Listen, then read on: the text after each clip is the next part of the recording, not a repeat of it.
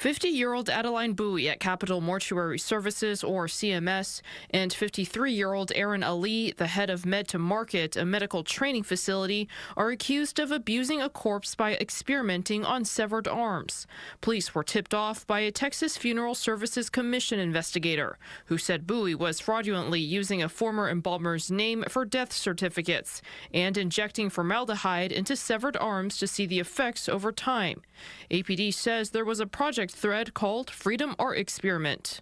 Thread showed materials including photos of severed arms and discussions on tissue decomposition, mold growth, and the use of materials like fishing line to suture the specimens. Police also looking into allegations that Bowie was using her status as a real estate agent to have families list their homes with her to pay for funeral expenses.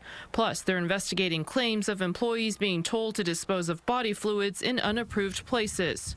Bowie told police about 15 bodies were experimented on with the permission of Med to Market. Ali says they contracted with CMS for transport and cremation and told police it was embalming, not experimenting. The Texas State Funeral Commission says CMS was not approved to be an anatomical facility, so what they were doing was illegal. Ali is the chair of the State Anatomical Advisory Committee under the Texas Funeral Services Commission. The Anatomical Board of the state of Texas was abolished in 2023. Ali testified to the Senate Committee on Health and Human Services on April 16th about Senate Bill 2721, about increasing regulation on treatment of human remains and anatomical donations for education. He told the committee Med to Market is a secured, state-approved lab that only uses donated bodies for training doctors and first responders. As a physician and as a donor myself, I believe we all share a responsibility to Texas donors to ensure contribution is honored with dignity and respect. But police say otherwise.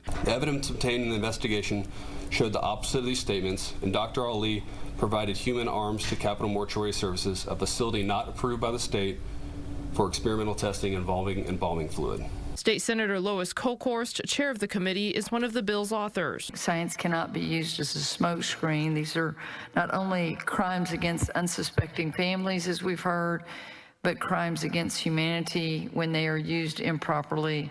Police say Bowie's experiments and 129 forged death certificates are being treated separately. They're still piecing together the motive. There is a cost-saving aspect to it with embalming fluid and making bodies last longer.